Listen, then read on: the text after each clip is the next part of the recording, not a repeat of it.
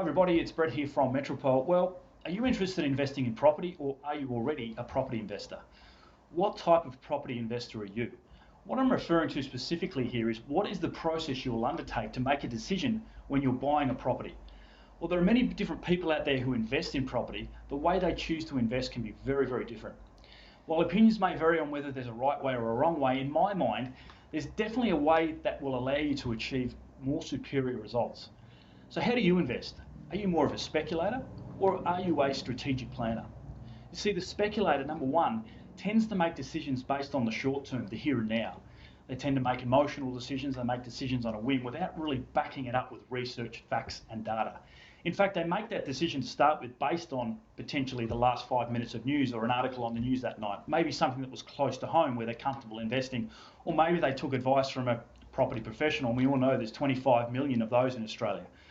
But they've really failed to use the data and the analysis part of the equation before they find the property. They tend to do it in reverse. They buy a property, or they buy in a certain location, and then look on the internet for the facts, the data, the research to back it up. And we all know we can find supporting evidence anywhere we like.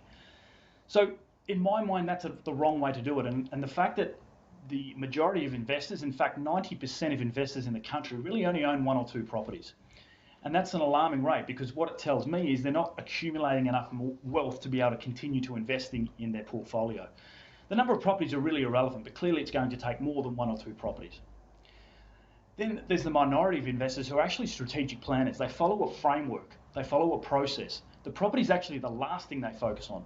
They want to focus on, to start with, what they're actually going to achieve over the longer term. Then they can reverse engineer to the here and now and understand what steps they need to take, understand the structures they're going to put in place, what finance they're going to use, and then they can match accordingly, and then they can actually get to the property towards the end. They use the top-down approach. They want to find the right area around the country. They want to find the right state, the right suburb, then the right little pockets and little properties within those particular suburbs. Then the property comes last, not first.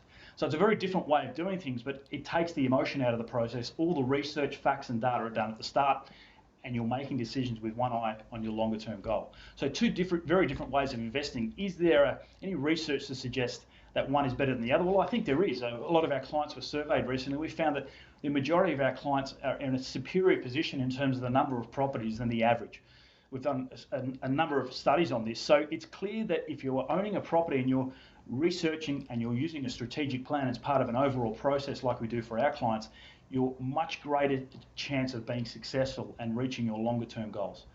So there you go, guys. When you're considering to invest next, let's follow a process and a framework rather than just focusing on a property, and it's really going to enhance your results. Thanks for watching.